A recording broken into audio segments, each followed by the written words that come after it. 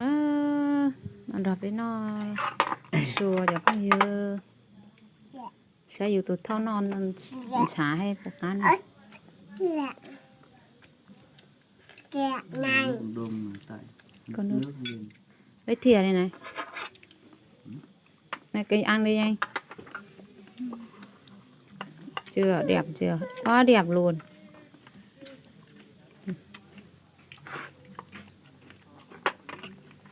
Đó rồi, rồi. Mẹ ăn. Mẹ ăn. Mẹ ăn rồi. Bố ăn. Bố ăn rồi, bố ăn đây rồi. Nè.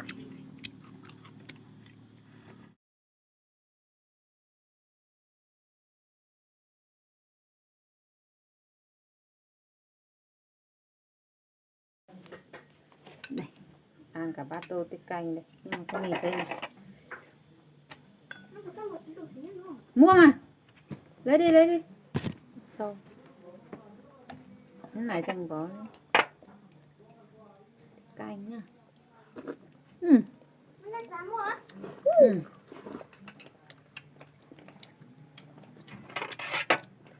Bác tụi mẹ nhảy. Rồi, để Có đó, mẹ.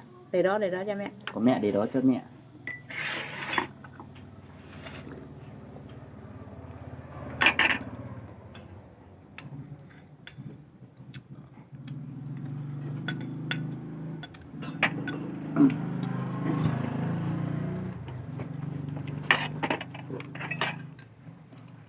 Ngon lắm.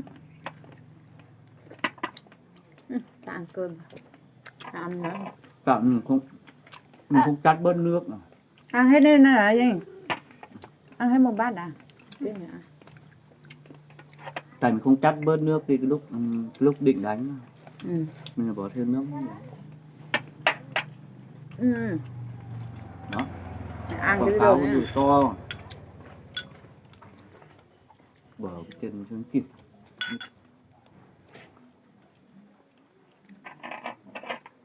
Yêu ăn. Có đùi yêu. Ăn cái da này. Con chấm nhiều thế. Chấm vừa thôi nha. Cài ra nha. Yêu ăn đi.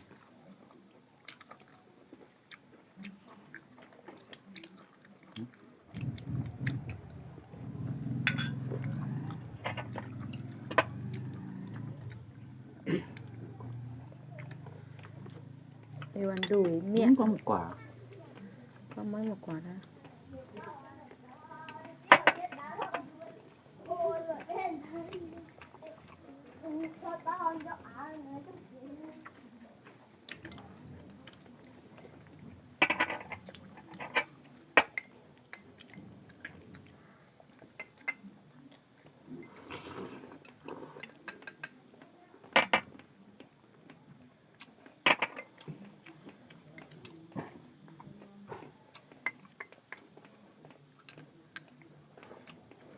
Canh của em nó chả lên nước à?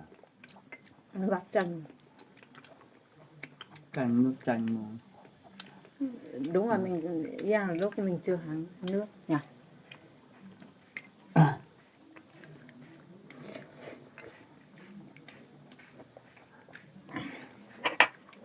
Hẹn trung thu ta làm một con tiếp. Ra đi em nhá. Làm đi nó không có bạn. Rau. Anh à. Anh Thành ăn đùi giỏi chưa? Anh Thành chào mọi người nhá. Rồi, quay ít thì cả con em không thấy. Rồi, con xịt đây vô. Kệ ra, đây em tắt.